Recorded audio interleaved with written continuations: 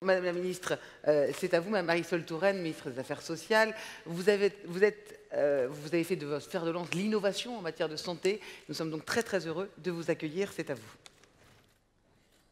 Merci Madame, Monsieur le Préfet, Monsieur le Maire, cher Gérard Collomb, Monsieur le député, Mesdames, Messieurs les élus régionaux, municipaux, Monsieur le Président, cher Alain Mérieux, Mesdames, Messieurs, c'est avec beaucoup de plaisir que je suis ici ce soir parce que, et Gérard Collomb vient de le dire de manière enthousiaste et engagée comme on le connaît, Lyon est assurément une ville qui a marqué au cours de ces dernières années l'engagement de la France en faveur de l'innovation. Et c'est vrai, Gérard Collomb le disait il y a quelques minutes, que notre pays apparaissait il y a encore peu comme un pays où les deux cultures, privées, publiques, avaient du mal à cohabiter et donc aussi tout simplement à travailler ensemble.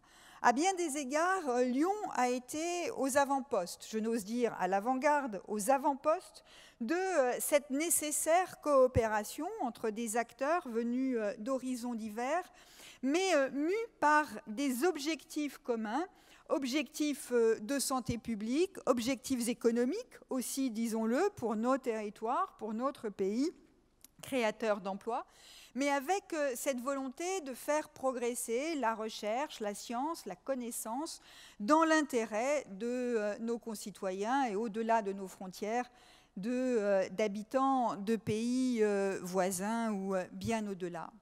Cette culture du travail en commun, elle est ce que nous souhaitons porter au niveau national et ce que nous portons. J'ai eu l'occasion de le dire il y a quelques semaines en lançant la première édition des Journées de l'innovation en santé à Paris, parce qu'à Paris aussi il se passe des choses, donc j'ai eu l'outrecuidance de lancer ces journées à Paris, mais j'ai eu l'occasion de dire à ce moment-là que nous vivions la troisième révolution de la santé.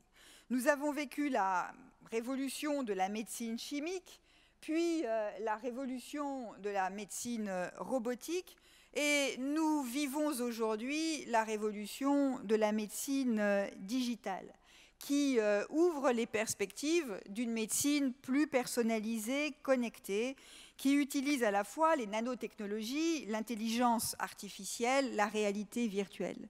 Et on voit bien qu'il y a aujourd'hui dans notre pays de multiples projets, de multiples perspectives qui sont offertes. La France, c'est évidemment une médecine historiquement d'excellence.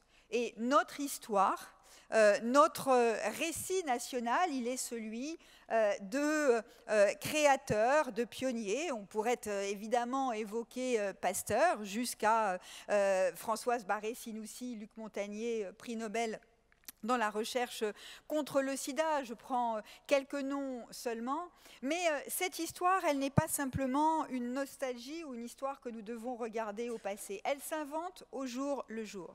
Et à côté de la recherche médicale qui reste de pointe, il y a désormais des centres de recherche, des industries, des hôpitaux qui cherchent à inventer la médecine du futur. Et moi, je veux le dire, même si je suis très attentive aux inquiétudes qui peuvent s'exprimer sur la capacité de la France à toujours porter cette excellence. Et nous savons qu'il y a toujours à être très attentif pour éviter que la multiplicité des acteurs qui sont impliqués, les laboratoires de recherche, les industries, les acteurs politiques, que tout cela n'aboutisse à la dissémination plutôt qu'au renforcement de nos capacités. Mais quand même, parce que je me déplace beaucoup à l'étranger, parce que je me déplace beaucoup sur le territoire français. Moi, je suis frappée de voir qu'on regarde avec plus que de l'intérêt, parfois avec de l'envie, ce qui se passe en France, qui apparaît encore et toujours comme un des pays qui est le fer de lance de la recherche et de la médecine de l'avenir. On a tendance à sous-estimer les ressources que nous offrons Et sans parler de Lyon, il y a en France les plus grands écosystèmes pour start-up, à commencer par Paris, mais il y a et Lyon, et je pourrais citer quelques autres grandes villes françaises. Il y a des écosystèmes qui sont les plus importants d'Europe, disons-le, et nous devons le rappeler. C'est pour ça que, quelle est la force de la France ? La force de la France, c'est d'avoir autour des centres hospitalo-universitaires, les hospices civils de Lyon en sont un magnifique exemple. C'est d'avoir autour de ces hôpitaux, de ces centres hospitaliers universitaires, d'avoir une capacité d'action renforcée, de soins, de recherche, d'enseignement et maintenant de création d'écosystèmes industriels qui sont uniques au monde. Nous avons mis en place des structures de partenariat public-privé solides entre les hôpitaux, les organismes de recherche comme l'INSERM et l'Institut Pasteur et des fondations privées. Le plan France Génomique 2025, qui sera prochainement annoncé, permettra de mettre en place des perspectives et des filières identifiées. Nous allons également mettre en place un plan médecine du futur qui permet de renforcer notre soutien envers ces partenariats.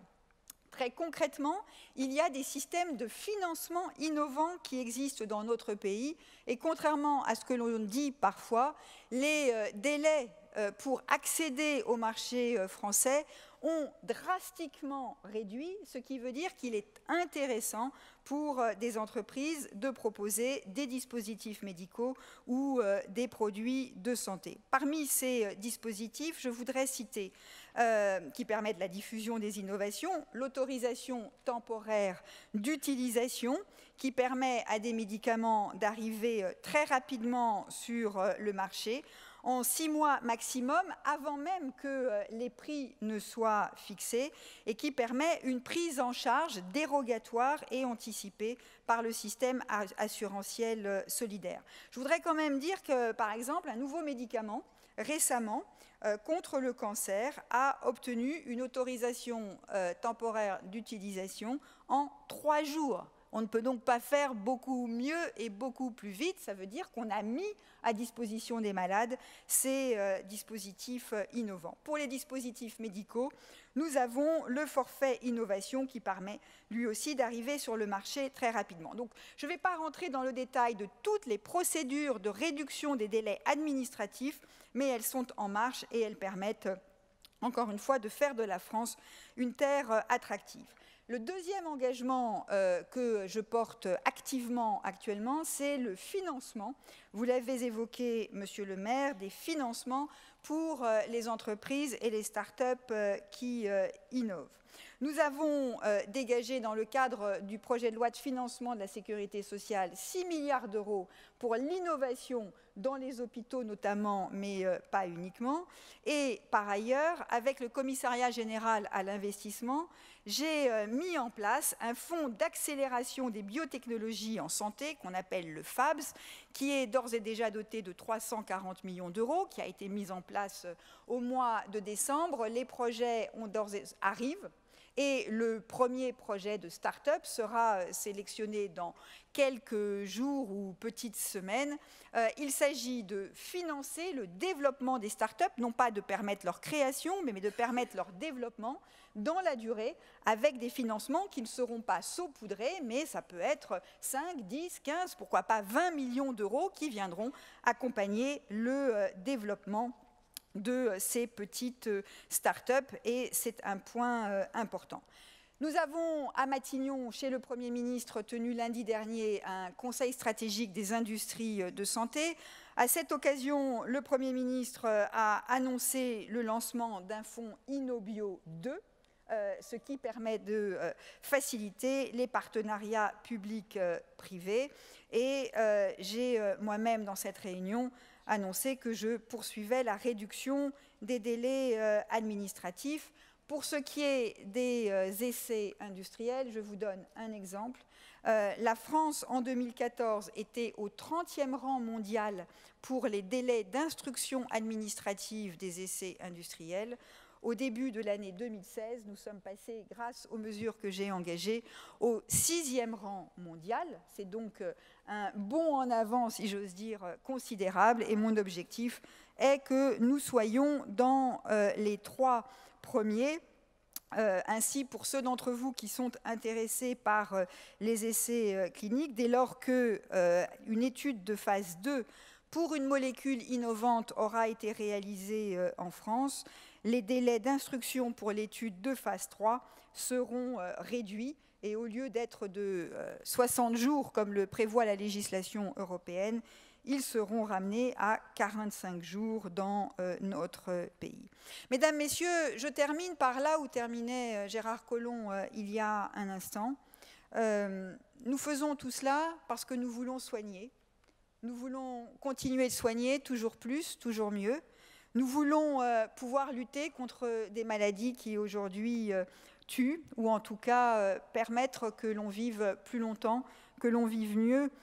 Et c'est pour cela que nous devons ensemble travailler aussi à ce que l'innovation soit financièrement soutenable avec les industriels, avec l'ensemble des partenaires impliqués. J'ai eu l'occasion de discuter à Davos avec les grands industriels de ce monde, de la nécessité de travailler à la fixation de prix qui soit acceptable pour nous tous, c'est-à-dire pour les industriels qui doivent avoir un juste retour sur investissement, mais aussi pour les systèmes de prise en charge de la santé, et notamment la sécurité sociale en France. En tout cas, nous avons la chance d'assister en ce début du XXIe siècle à une ébullition sans précédent. Nous vivons une période d'innovation, de rupture multiples, et c'est cet élan que nous devons continuer à donner. Je me réjouis qu'ici, à Lyon, sous la houlette ferme, bienveillante et innovante de son maire, de tels forums puissent poursuivre leur éclosion. C'est aussi cela la France, c'est ça nos territoires. Alors bravo à vous tous, continuez à innover. C'est pour cela que nous sommes aujourd'hui ici rassemblés. Merci à vous.